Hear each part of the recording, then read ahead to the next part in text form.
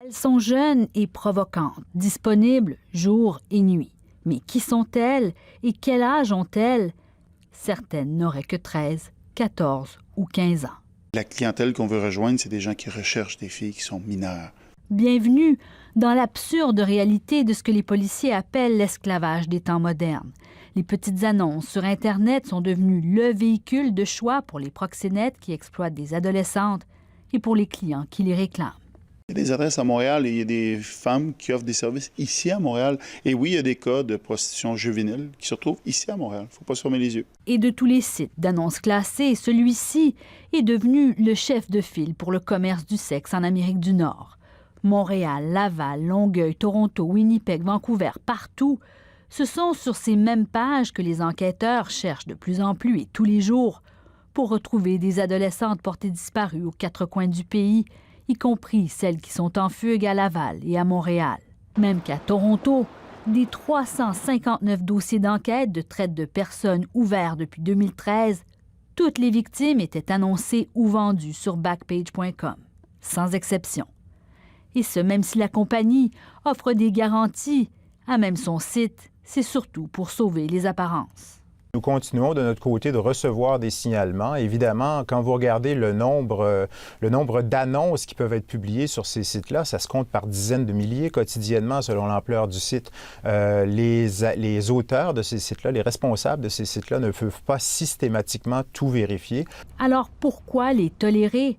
Aux États-Unis, ça fait 2 ans que la compagnie subit des pressions pour fermer sa section adulte, qui lui rapporte des millions de dollars par mois. À Washington, le PDG, Carl Ferrer, a même été convoqué par un comité du Sénat. Il ne s'est jamais présenté. 2 fugueuses américaines qui soutiennent avoir été marchandées à 15 ans ont même intenté une poursuite, accusent l'entreprise d'avoir perfectionné un modèle d'affaires lucratif, complice de l'exploitation sexuelle de mineurs.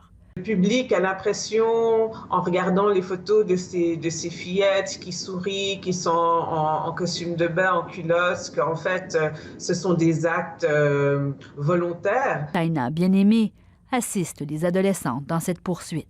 Ce que nous savons, c'est que très souvent, sinon toujours, il y a le proxénète, le trafiquant qui est là derrière avec le revolver à la tête. Les géants comme Visa, Mastercard et American Express ont déjà brisé les liens avec la section adulte du site et la pression continue. Mais où est la mobilisation au Canada? La loi dit très clairement que la publicité de la prostitution, des services sexuels, est interdite au Canada. Et il n'y a absolument rien qui est fait à l'heure où on se parle. Donc moi, je me questionne, le procureur général du Québec, le ministre de la Justice, qu'est-ce qu'il attend pour agir dans ce dossier-là?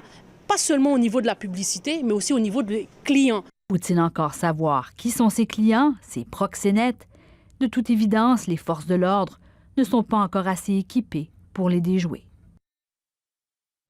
Tamara, ce n'est pas nouveau, c'est sur Internet, mais c'est un phénomène quand même qui s'étend à un rythme qui est affolant. Oui, parce que c'est facile, parce que c'est très payant et parce que c'est beaucoup moins risqué, c'est ce que disent les proxénètes quand ils sont interrogés, que de vendre de la drogue dans la rue.